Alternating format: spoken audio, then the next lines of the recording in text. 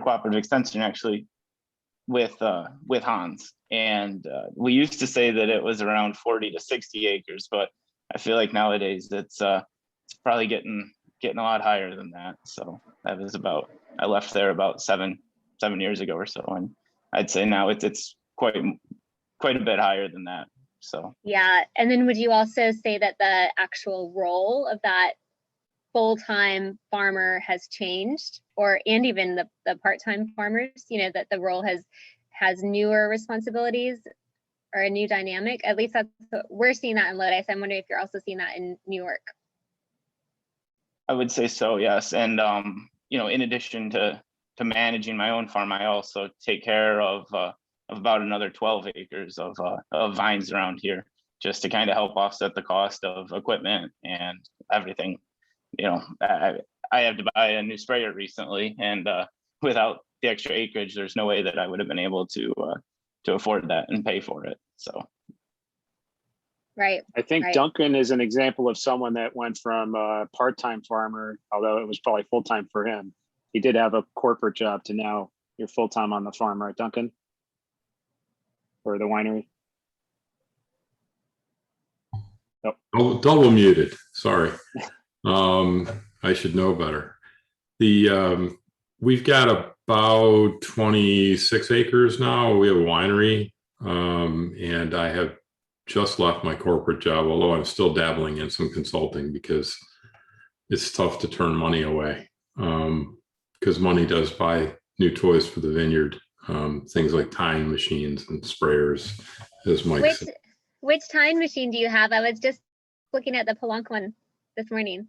I just became aware of these things, and to be honest, I was amazed to see the videos, and I've just started to do some research for next year, because one of our challenges is trying to get through the vineyard every year and make sure things like leaf removal happen, weed removal, and tying is now the big bottleneck for labor.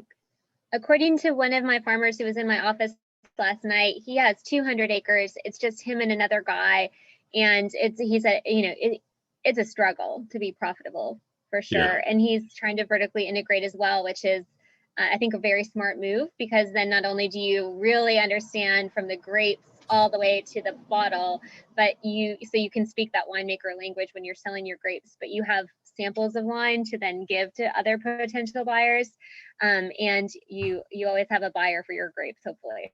Yeah. But so he was saying that the tire was very well worth it, and he likes the Pelonk. I think it's called the Fixion 2 model, and if you go to their website, PELLENC, they've got a lot of snazzy information on there. So there's a twist tie that's mating disruption for the vine mealybug. So we're gonna see if we can use that, but just as a tie machine, it's great. Yeah, no, there's a lot of interesting things for productivity, but yeah, I think with a winery, the acreage is smaller that you need to be profitable and to support staff. Boy, as a grower, it's probably like 100 acres or something like that before you can really make a go of it. And then if you have a couple of bad weather years, yeah. Yep. I just wanted to add conversation. Sorry. Yeah, I said any of you on the call, you're welcome to jump in.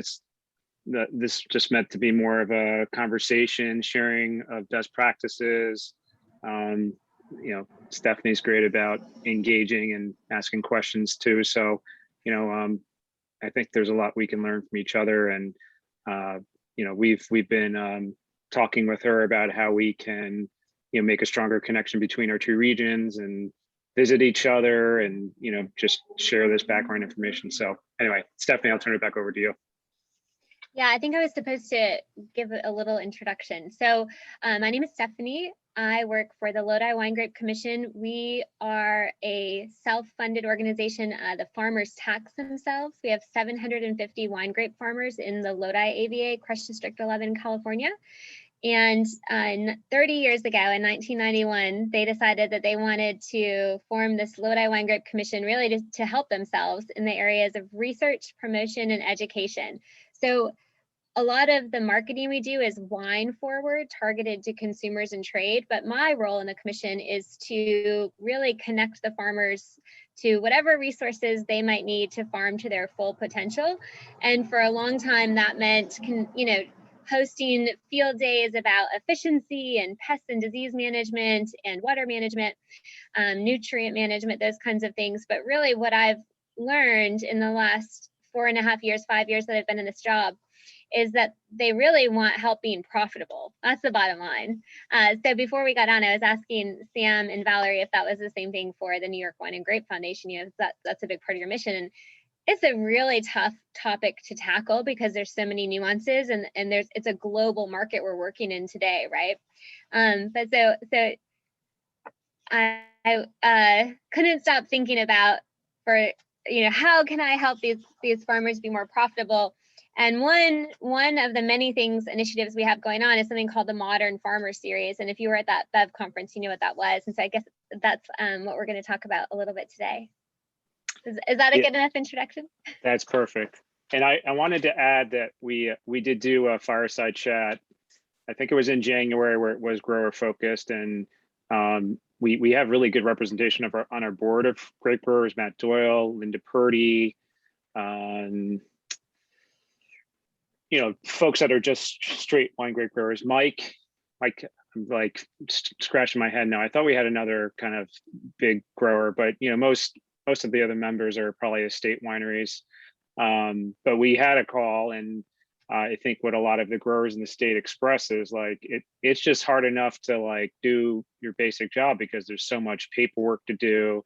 There's always more and more new regulatory issues that you need to comply with. Here in New York, the state changed the law about unionization among ag workers, so that's sort of looming. That's begun in Long Island already, and so it was hard for growers to say, how can we help you, because they're happiest, or I'm sure most of you are happiest being on your tractors. And the purpose of us, we're really focused this year on doing some outreach and understanding how we can apply the state resources we have to do something that's effective for you to sell your grapes, to be more profitable as a business. Stephanie, we really like that kind of tech sell sheet, and I think Mike's going to be one of our guinea pigs for that when we get that launched. And I don't know, Mike, if you want to share some of your ideas or feedback on that before Stephanie shares more. I can elaborate on that, or I think it actually would be better after Stephanie kind of outlines the whole good point, premise and everything, and then I can add my 2 cents for what it's worth. Sounds good. Cool. So you ready for me? Yes. So who, if you want to just wave, and some of you are not showing us your beautiful faces, so it would be nice to see them if you don't mind turning your video on. So who of you were at the New York B.E.V talk and already heard the Modern Farmer Series, kind of the gist of it? Okay, good. Todd. So awesome. Dana, thank you. And Mike. So I'll give a brief summary for those of you who weren't there, and then Todd or Dana, or Mike, just jump in if you want to interpret it in the New York lens. So have my newsletter here. So the Modern Farmer Series, basically, we made this cartoon, and I don't know if it's backwards on your screen or not. It's okay, but there's a little farmer on one side that is kind of the farmer of the older days, and that farmer has a phone with a cord and is a tractor driver and also a farmer. And then the farmer of today, has all these extra roles added, like R&D, tour guide, storyteller, HR department. So see if any of this feels true for you. Master negotiator, technology evaluator, irrigation engineer, lead paperwork filler outer, environmental steward, niche market researcher, VP grape sales. The list can go on, and I think it just feels very overwhelming to keep up with all of that. So, and a lot of the skills in the marketing side of your grapes, at least our farmers are more uncomfortable being a salesperson, because when we didn't have so many grapes to sell in Lodi. So right now we have 100,000 acres of vineyards. And we probably had 30 years ago when the commission started 30,000 acres, which was still a lot, right? But 100,000 acres that are more and more planted on high wire with higher yields, that's a lot of tons of grapes. I just calculated it for another meeting 2 days ago, and it's 20% of California's wine grapes that get crushed are grown in Lodi. So that's a lot. It's a big chunk of the market. And it's kind of hard to make yourself stand out in that market. And really maybe one of the steps, if you want to stand out, if you don't want to just get the district average price, which for us is not a sustainable price per ton for the majority of our farmers, if you want to get a higher price per ton for your grapes, then you've got to learn some of these marketing skills, and you really see yourself as a salesperson. And if anyone is struggling with that concept themselves of I didn't get into farming to be a salesperson. There's a great book by Dale Carnegie. It's called How to Win Friends and Influence People. Maybe some of you have read that book before. It's a New York Times classic bestseller.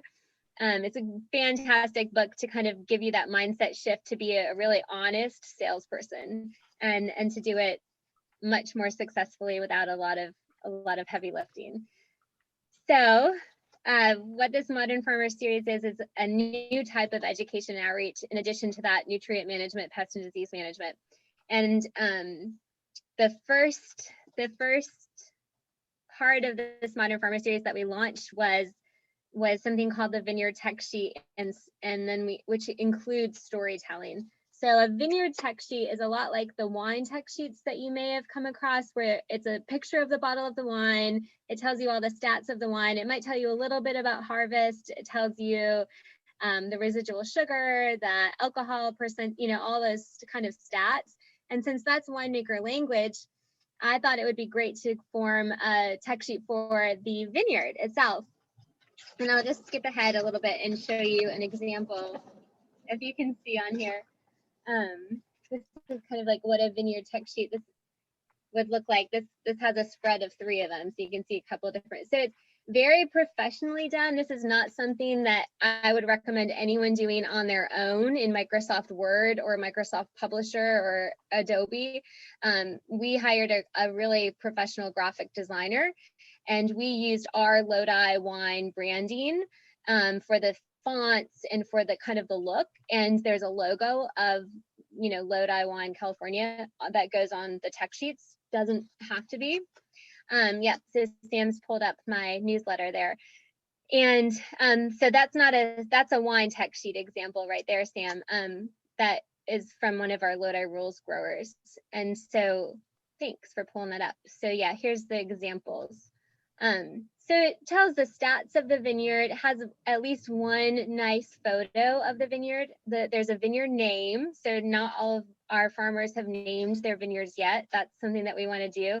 That adds a little value to the vineyard when you're trying to sell it and get maybe a vineyard designate wine at a higher price point. And then there is a paragraph, not very many sentences about the story behind the vineyard. So that part is the hardest, I think the biggest hurdle. And so we hired a professional storyteller to help pull these stories out of our farmers. And she loves this job and just has fallen head over heels like I have with all of our farmers, because their stories are so endearing. And so we have those stories, and we do a lot of heavy lifting to help get the story from the farmer's mouth to the paper. And then, oh, neat, Duncan. Yeah, not too many people use the Scott Henry system. So if you look in the chat, just got a chat from Duncan. And then you want to have your contact information on there. How could someone get in touch with you? The location of your vineyard, any special certifications you may have. And those vineyard stats are really handy for you to have in one place, even if you made this for yourself and you didn't end up giving it to anyone. A lot of our farmers don't have all of this information for each vineyard block off the top of their head. So it ends up being really great when I go to work with researchers who want to study something in that vineyard. I can just give them one of these tech sheets, and then they have all of the spacing and the grape variety, the rootstocks, the clone if applicable, and then some of the basic details. So that's the concept of the Vineyard Tech Sheet. We've had probably almost 10, maybe 8 or 10 storytelling workshops, and we've had to do those virtually, which still works well with a small group up to 8 people. But we're very much looking forward to, we're going to have our first in-person indoor grower meeting August 3rd, I believe. We've started doing in-person outdoor meetings already, but I think really the in-person meeting will propel that storytelling part forward, because I know when we did in 2017, we had a meeting about negotiating contracts, and I hired I didn't hire, he did it for free, a professional negotiation professor. He came and we had 120 people in the room. So that was a quick overview of what all of that was. I don't know if there's any questions or comments. Or Mike can share his plan to use a similar idea. Stephanie, I'll just chime in. I loved your presentation at the B.E.V conference, and we're celebrating our 10th anniversary of having our farm winery license actually this Saturday, and I'm going to tell our story. I think it's a good way to go, and it won't be, as I'm sure, as exciting as some of the stories that you've created, but we're going to do the best we can. You're going to have a great story. We're going to just let people know why we do what we do and what we're all about. And I'm really shocked to hear that you don't think a 1 acre vineyard can be sustainable. Oh, I did not say that. I did not say that we were talking about the size needed to because we do have a 1 acre vineyard enrolled in Lodi rules this year, by the way. That's our smallest one we've ever had enrolled in a certified sustainable program. So what we were talking about, the size was, can it fund, is it enough profit for there to be a full-time farmer managing just that acreage? So I'm glad that you made that distinction. A 1 acre can definitely be sustainable. It's very hard though, very hard to do it on that small scale. I really should be on my tractor right now. Todd, you've had plenty of practice telling your story. You've had plenty of practice telling your story. Actually, normally based in the UK, but at the moment in New York City because my daughter is there and I'm staying with her. Okay. But what I wonder whether there are cooperatives and whether that is a method for the really, really small growers. Because if you can actually amalgamate and have some sort of quality control, maybe not to produce wine, but at least to amalgamate grapes or amalgamate must even, if you have the crushing facilities for that. They're obviously extremely popular in Europe, well, continental Europe anyway, because the weekend farmer on less than a hectare, so let's say 0.3 or 2.5 times an acre, which is about 2.741 to be accurate, can actually do his weekend farming and shift his produce, the grapes, to the co-op, and in the end gets something out of it, whether it's the grapes or bottles. And it seems to me that Lodi might, I'm not saying will, but might have a potential for some form of a cooperative arrangement. Yeah, so it's interesting that you bring that up, and I do agree that there's some successful models out there in continental Europe. We had a co-op in Lodi decades ago, and it ultimately failed. So I don't think that there's any kind of desire in our area to have a co-op. But what's interesting, and it was kind of like how you were saying those weekend farmers, what's interesting is that in Lodi, a lot of people are related. We would love, if anyone wants to move to Lodi and diversify our gene pool, just let me know. But I want you to start a winery, and I want you to buy our grapes at least $1,000 per ton, please. We have over 120 different varieties, and the nicest farmers in California. A lot of the families operate in what could be considered sort of a co-op, I guess, Patricia. So in order to make things pencil out, financially, they do have to share equipment, and the same pest control advisor goes around. So yeah, we kind of have, I've never thought of it that way, but it's definitely a co-op spirit, but it's mostly amongst families and neighbors. And what's fun is that I'll just give you a quick example. We had a sheep demo. So, you can use sheep for weed grazing in the vineyards to help you with, so you don't have to do an herbicide spray, maybe around bud break. And actually other times too, you can use sheep, but we showed it in February.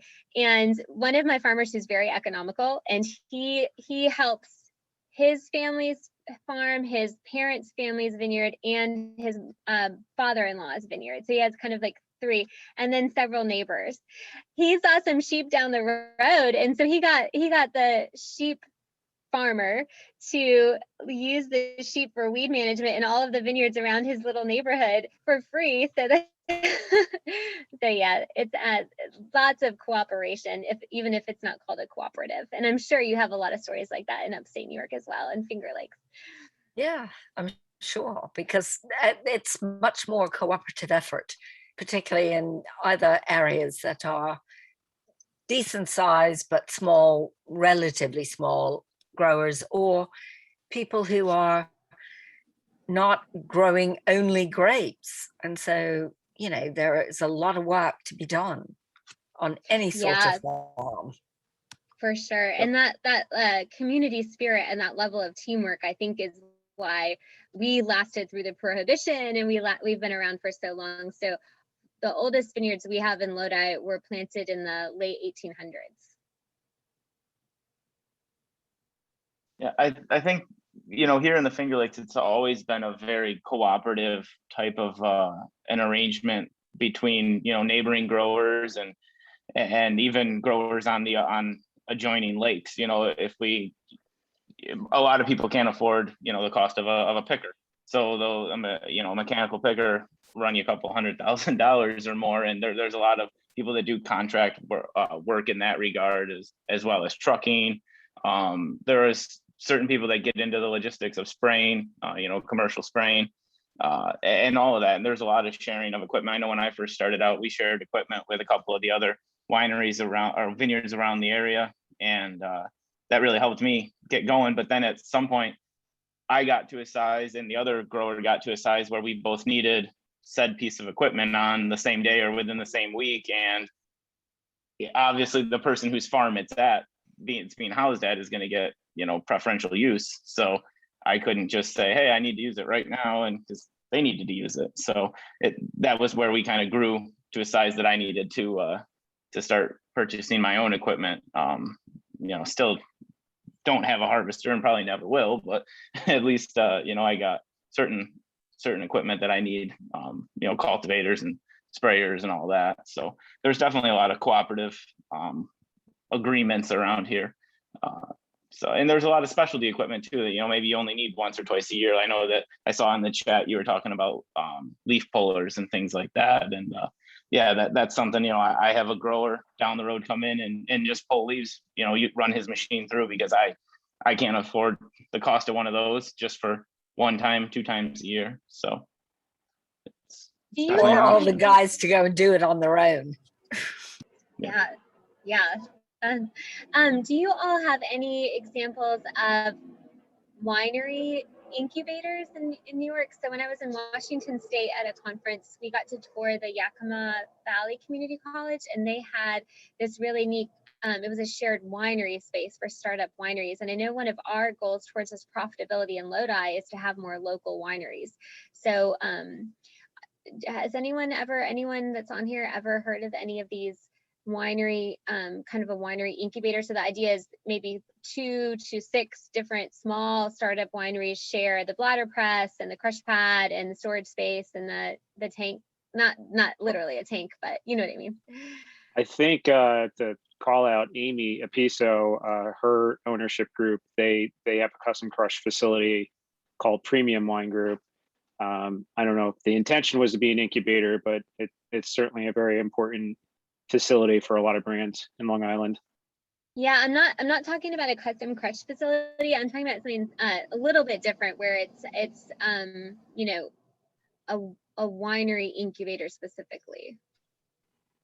There was talk of setting one up in Watkins Glen, actually. It was going to be the Schuyler County Economic Development or whatever that group is down there. They'd bounced the idea around many years ago, but I don't think it ever took off. They were going to put a whole industrial park in, municipal water, municipal waste control and all that, and kind of try to have an area where you could have, like you said, 2 to 6 wineries kind of shared a space together and shared equipment and all had separate tanks. I know that there was some hurdles they had to overcome there, as far as the licensing and bonding, if I remember correctly, things like that got a little sticky, but I don't know where that ever landed. But to my knowledge, it never came to fruition. Okay. Yeah, we're working with our local community college to see if we can get that to happen. Well, FLCC, don't they have their own, I mean, I guess it's more of a learning winery, but I guess I don't know more about how it works. It's not intended to be an incubator, but the students do make their own wines that they work with the marketing students to design a label, and I guess it's more for them to get the practice, but I'm sure there's folks that have come out of that program that then have gone and started their own wineries. Yeah, and Duncan just made a great point in the chat box about how, like Mike was saying, his neighbor has a leaf puller. It helps that farmer earn a little side income, and really, like, every farmer these days needs to have at least one side hustle where you're using whatever you're good at as a skill.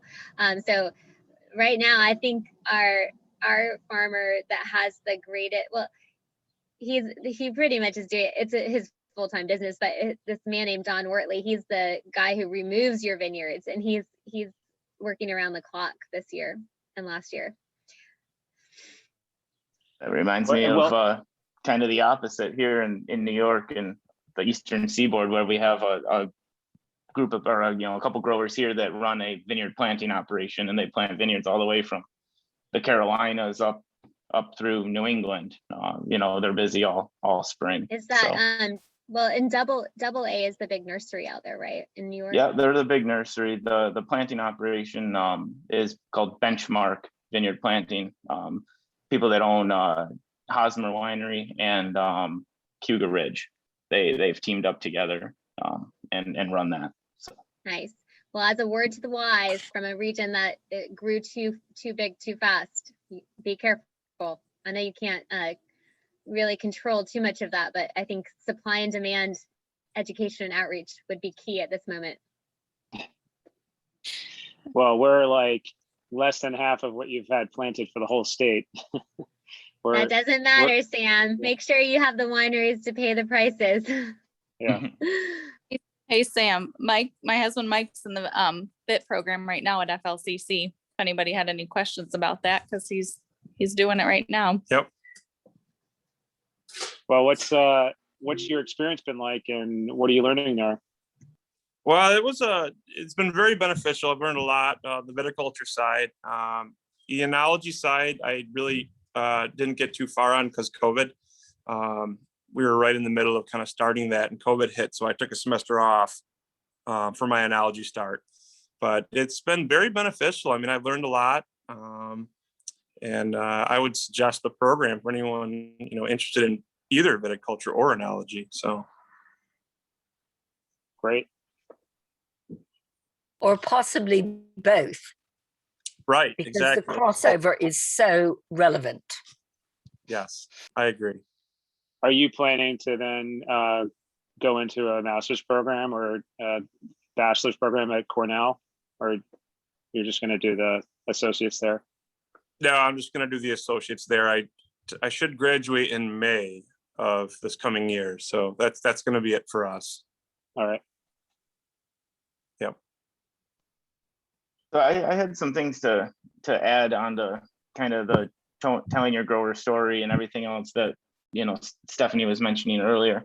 I think that a lot of this gets back to practices that we're already doing that if the consumers or the wineries knew about would help sell grapes. It's not necessarily we're not asking anyone to do anything different.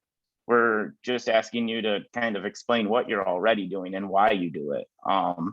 We briefly touched on, using a mechanical harvester, and sometimes that has a negative stigma, but you could spin it. I've always thought of spinning it in a positive light, that you're able to get the vines off, or the fruit off the vines quicker and on the press deck in cooler temperatures, or you're saving labor and saving costs. And also you can talk about, there's a lot of people that have a different schools of thought on how wide the vineyard rows should be. Should they be 8 foot or 9 foot or whatever they are? And pick whatever one you plant on and say, I plan on 9 foot rows so that they get more sunlight throughout the day, or I plan them on 8 foot because I can fit more vines in an acre. Whatever it comes down to, you just got to be able to spin those stories and just talk about what you're already doing. Like Scott Henry, sometimes people say, well, you put it on Scott Henry because your site's too vigorous. Well, no, you put it on Scott Henry to better balance the crop load and have healthier vines. We gotta just be better at telling the story and spinning what we're already doing. I think that's where growers and people in agriculture for years have struggled, and I know I struggle too. It's hard to always find the positive to what you do and why you do it. That's a great point, Mike. And I think it's practice. And so one thing I said at the B.E.V conference was, just tell your story to anyone who will listen, because right now, even coming kind of out of this pandemic, we're still all starved for some conversation. So you can tell the bank teller, you can tell, whoever will listen to you, you can talk to about what you do and get that practice. And so I don't know how much agritourism you guys are doing through the New York Wine and Grape Foundation, but we have media tours and tours for students who are interested in sustainable viticulture, all kinds of tours. We just had the Roots Fund here a couple weekends ago. And so when we have people tour, we all it's not me talking a lot. We bring them out to the farms and let the farmers tell their story, and then have those liaison people like myself to pull those stories out. Like, hey, why not? So I'll give you an example. At lunch the other day, I have a farmer whose daughter had a pig that she did through the 4-H program, and they have this really funny story about how the pig ended up in the swimming pool. And so it's like, oh, tell that story. And just even some of those little funny things are great, but they just need a little bit of nudge. And then, the next time the tour comes around, they'll know that people might want to hear the pig story or whatever it is. Getting practice telling your story is great. So Sam, do you all have a lot of groups that come by, and then you connect them with different farmers in your organization? I would say that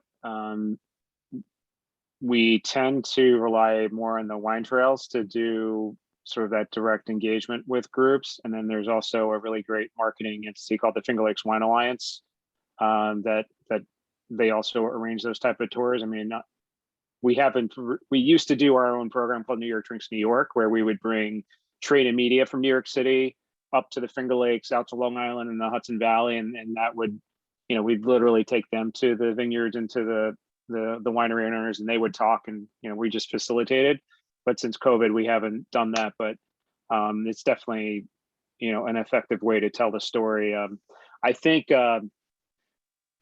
what I noticed is we could have done a better job of prepping the wineries for these visits, because they would go, like these groups of like 10 to 15 somms and media would go and visit 7 tasting rooms in one day.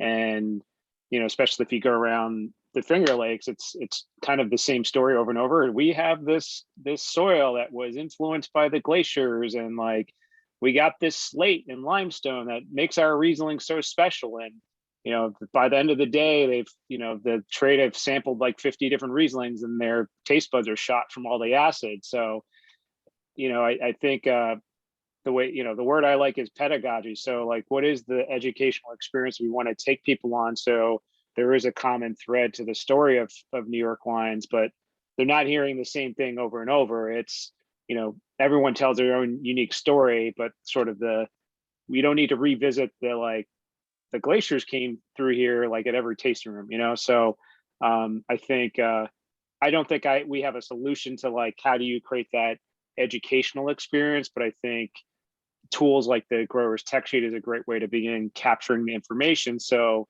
we can have a more intentional experience for these folks. I don't know, Amy, if you wanted to add anything since you've put your video back on. They've hosted a lot of groups as part of New York Drinks New York.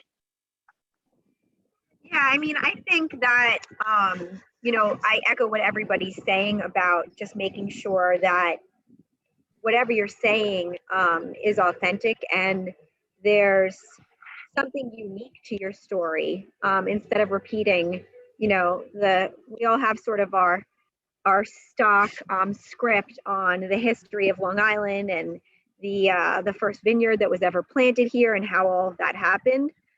So we just, when you guys, Sam, brought groups through here from the city, and now for the most part, we're just trying to do that mostly ourselves. I mean, I hope at some point the Long Island Wine Country, our regional marketing council, will also have guests coming through here and organizing that. But I mean, I think like you guys are all saying, the most important thing is that, you know, you kind of identify your point of differentiation or your point of view, and make sure that that comes across, because otherwise, I mean, like you said, Sam, you would bring the same group to 10 different wineries out here in a 2-day span, and what you hope is that they walk away with at least like one nugget of information or one nugget of the story about us that is memorable to them.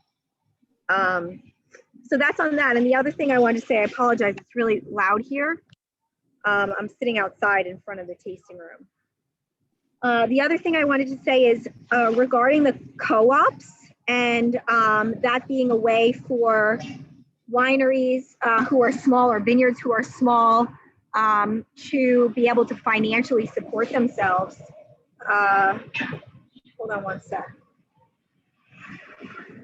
I do work for our ownership also owns Premium Wine Group, which is a custom crush facility here, and it's not obviously not the same thing as a co-op where everybody who produces wine there basically owns shares in the company. It is more of a contract winemaking services space, but we do have about 20 small producers that own vineyards here and don't have their own winemaking equipment, making wine at Premium Wine Group.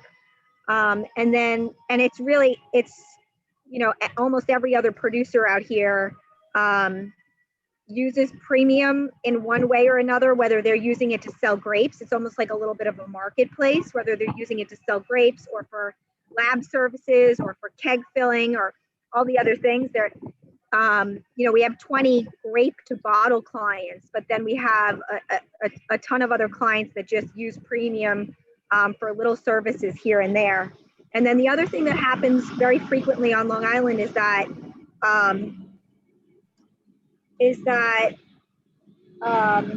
sorry, it is so loud. I need to go back to my office. The other thing that happens on Long Island is that a lot of the small producers and the small vineyards actually will make, they don't even need to make wine at Premium. There's a lot of sharing of wineries, like big wineries that have some extra capacity, and they'll just make they'll make their wine at their friend's winery. So, you know, like McCall is making their wine at One Woman. I'm not sure if they still are. And then there's another small winery that makes their wine at Raphael. There's another small winery that makes their wine at Lens. So there is a lot of sharing of space and sharing of resources that goes on out here. I like that most of the sparkling wines you find from Long Island were actually produced at Premium Wine, and that is because you guys have the appropriate equipment for that, and it's expensive to buy on your own. Yeah, exactly. That's one of the, like I said, one of the kind of one-off services that we offer, and it's the reason why so many producers out here are able to make a method Champenois sparkling wine, is because we have the equipment.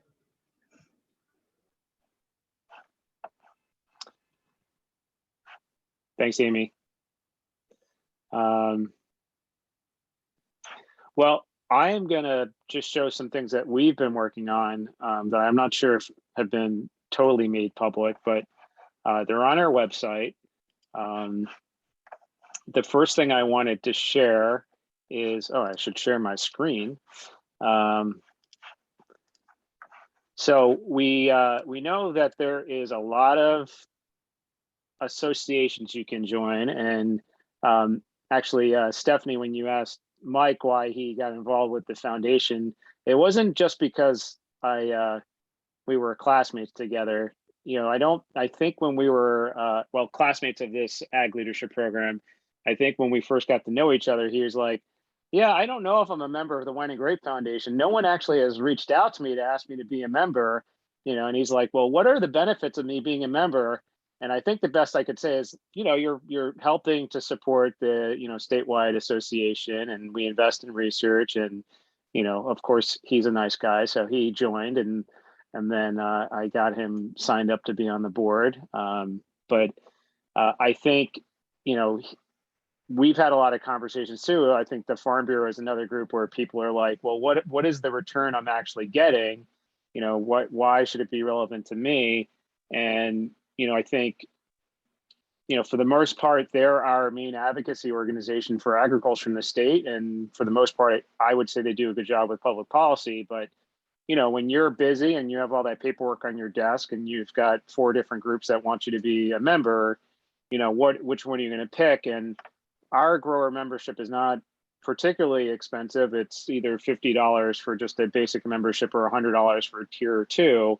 And so we have partnered up with the Farm Bureau to say, hey, if you are a Farm Bureau member, we want to recognize that, and we're going to give you a discount on your membership. So basically, if you become a Farm Bureau member, you can get tier 1 from us for free, or get a $50 discount on tier 2. So, you know, and we want to be aligned with them, and we want to make sure, because they're our voice in Albany, and so they, you know, they need good representation of our growers across the state to be a better advocate. So that's one new thing that we've just launched this month, that, you know, we want to support our partner at the Farm Bureau, but we also want to, you know, give some people some value for being a member of the Farm Bureau and then us. We are in the middle of updating all our marketing assets. So these are our new AVA maps.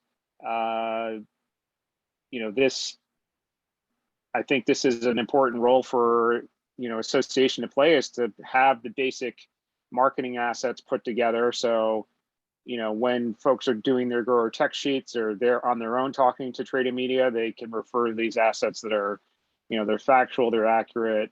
They're in, you know, hopefully you guys like the designs of this. But we're, you know, we're going to continue to update these on an annual or, you know, regular basis. So, you know, they truly reflect what's happening. We have this photo gallery now. So I know Amy, our communications manager, is online. So if you have any great photos you want to send our way, we'll take them. And then we also, this is the start. We used to have this, the Great Grapes of New York series. And so we've updated that with the first 8 varietals. We try to do a mix of Vitis vinifera and some of the well-known hybrids like Marquette, and I thought we had Cayuga White or Catawba. So we're going to be doing more and more of these. And so there's just more resources down here. And then, you know, we're required by the state of the funding we get to invest 25 to 40% of that funding into research and viticulture and enology research. And we've been trying to do a better job of getting the research reports out there, so you can access this as a grower and see, you know, what the state funding is going towards. And, you know, some of that funding you'll see here, breeding evaluation with Bruce Reich, that's the program that Mike works on. So we're investing in a lot of different research that hopefully is making a difference for you in the vineyard and also in the winery. You know, this is hopefully, we want to be more intentional about our engagement with the grower community. We, you know, even if you don't have ass right now, there's no wine without the grapes. And so the grape growers are essential to the success of the industry, and if the grape growers are not successful, then the wineries are not going to be successful. I know Mike just turned off, but maybe Stephanie, you can comment on what you're seeing in Lodi. But in terms of COVID, at least for the New York wineries, it was a record year for them in their tasting rooms, and they saw a lot of new visitors, especially from some of the outer boroughs of New York City, like Brooklyn, Queens, Staten Island. So it was a different demographic that was learning more about our grape regions, and hopefully they are going to continue to return and experience the greatness of New York wines. And I anecdotally, I heard from a grower relations person that there's actually now, because the wineries had an oversupply in 2018, it was a bumper year, but also a very good quality year. So there was a lot of tanks filled with Riesling and some other varieties. And now that's kind of what I hear is they're empty, and now there's competition for grape contracts, or growers already sold out a lot of their grapes even before the threat of spring frost had passed. So again, that's just someone told me that, but I assume that Mike, you can say it's a better market for the growers this year. They're in a better position to maybe negotiate better prices, and I think this is where the tech sheets might be helpful. But it's interesting to see. At least a year ago, we were all scared about what COVID was going to do, and it's maybe it's created some positive changes in at least the market here in New York. Val, you wanted to add something?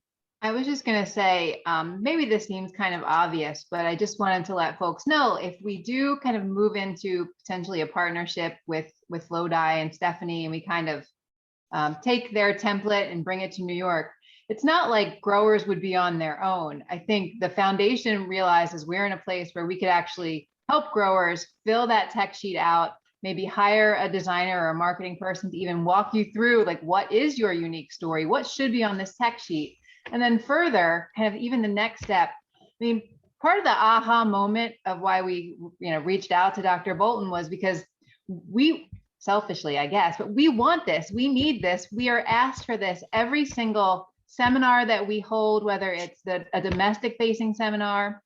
I run the export program. The international audience is constantly asking us for this stuff. So we have at least two seminars on the domestic side a month with at least 50 people, and at least one seminar internationally a month with at least 50 people. That's 100 people that would see your grower story every single month. So I feel like we already have that megaphone. We just need to tell your story through it. And we want to just kind of provide those practical support. So that's where my head's at, because I'm a program person. Don't know if that was helpful at all, but.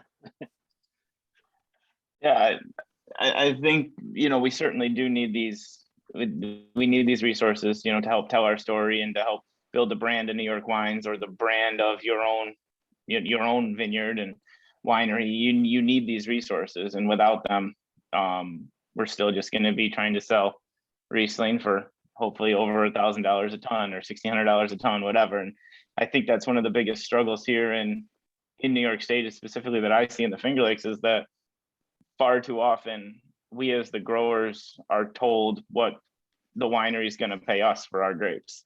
We're price takers. We're not price makers. And I think that's something that really needs to change as much as we possibly can. We need to say, this is what our grapes are going to be sold for.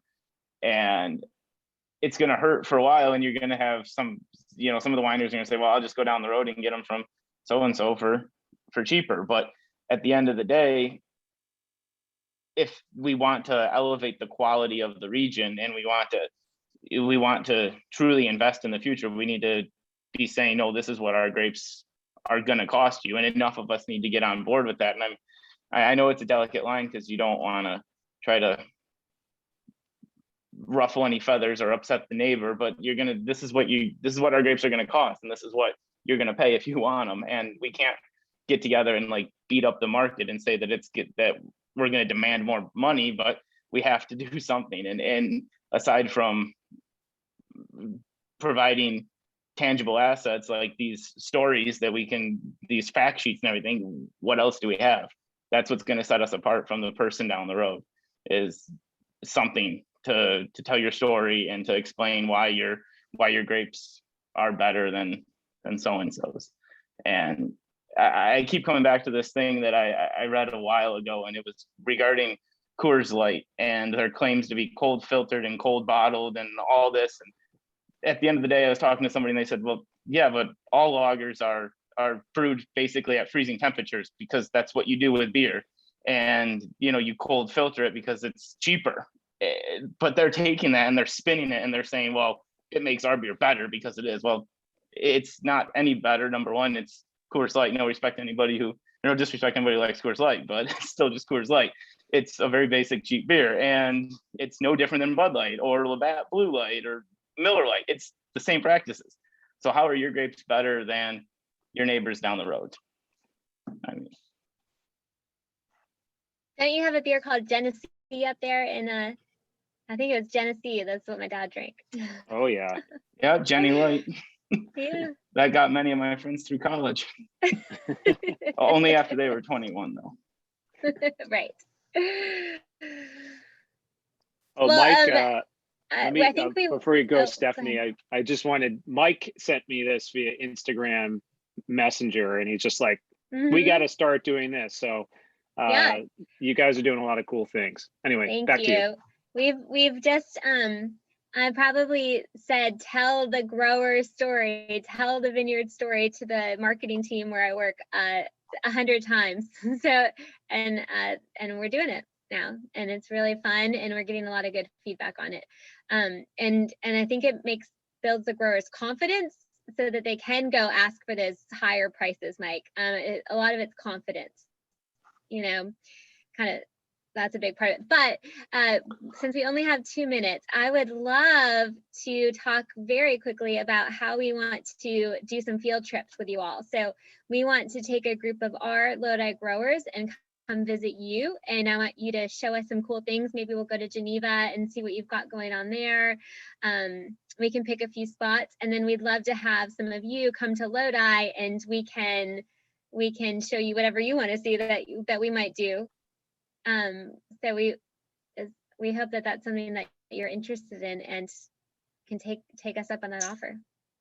I think it's something that's desperately needed in the industry, you know, to get out, especially after COVID, get out and see what other growers are doing around the country, and take some take some trips, a few walks through the vineyard, kick some tires, you know, on tractors and harvesters and whatnot. See what you guys are doing out there, and yeah, as long as there's tri-tip, you can bring us some Genesee beer, and we'll have the tri-tip if you bring us the Genesee beer.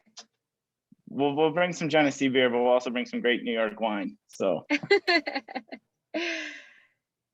yeah, Lodi to Lodi. Yeah, I think maybe we could time it with Unified or something, Sam. I don't know if that's an option, but it would give, not that going to Lodi isn't enough, but it might give more of a reason for growers to latch onto this and go if we timed it around then. It's also a slow time of the year for most people here. And I think it's something we should do. It's a little warmer where we are in January, February, also a little warmer. Perfect. And I think you had suggested the Cool Climate Viticulture Conference at Brock is a good thing to rally around too. So yeah, for us coming to you, since I'm already going to be speaking at that'd be great. Yeah. Amy, did you want to add anything?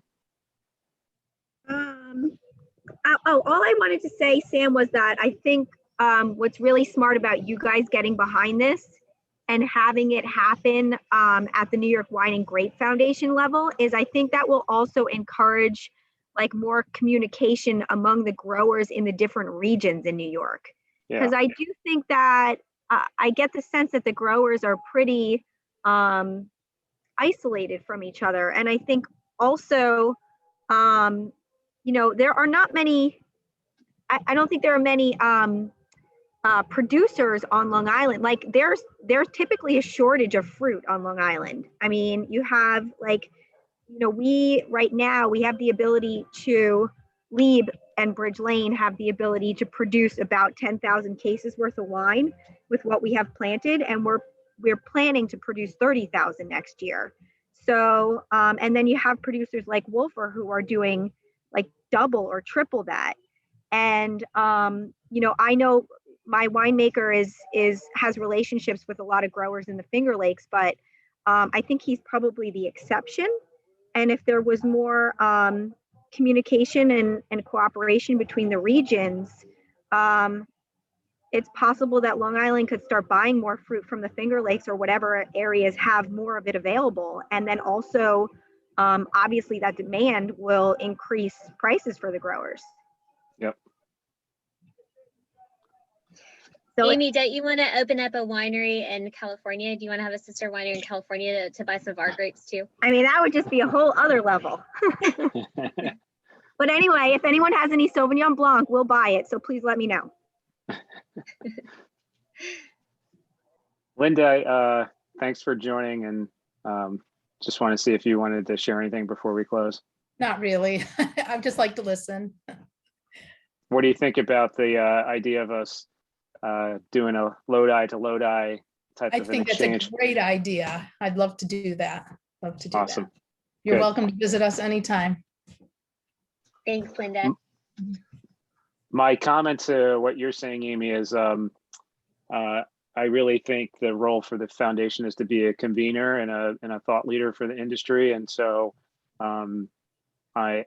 you know, the devil's always in the details, but I'm excited to advance this relationship with you, Stephanie, and, you know, hopefully it is a catalyst for both our regions to, you know, continue to mature and be successful and, you know, learn some new stuff. So I'm excited for it. And I know it's a priority for Mike too. And as the vice chair, he's got a little bit more oomph to help us move it forward, or at least he has the privilege to send me emails every week to be like, what's going on with this, Sam? Come on.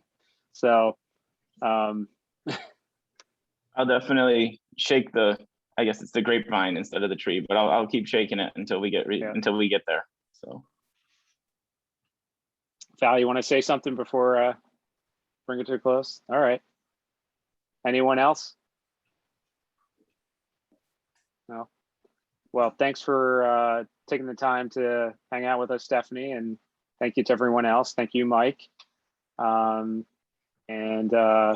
I get it's happy hour here in New York, but I'm going to go do my run in Central Park while it's still beautiful, and then celebrate with a nice New York Riesling afterwards. Sounds like So. a nice idea, Sam. I've written a whole bunch of garbage in the chat from all sorts of places, but I have made wine in more countries than well, I've lived in more countries than I've made wine in. So I kind of keep a global perspective, but currently the idea of Central Park, Sam, sounds really nice. So if I run into you, I'll be the one with the really grotty t-shirt. All right. And we can stop at the Tavern on the Green and celebrate. Cute. I may go home and share some Riesling with my daughter. That sounds like a great plan. We support that. Stephanie, anything else you want to say? Or? No, thank you so much. Yeah. It sounds like we'll be in touch, Valerie. I'll give you some tips on how you can make all this pan out, and Mike, keep pushing them until it all happens, because that's what it takes. But I don't think you have to push Valerie or Sam. So, but you have to push other people. Yeah, that's great. Bye. Thank you. Thank you. Bye. Good night. Bye, everyone. Bye. Thank you.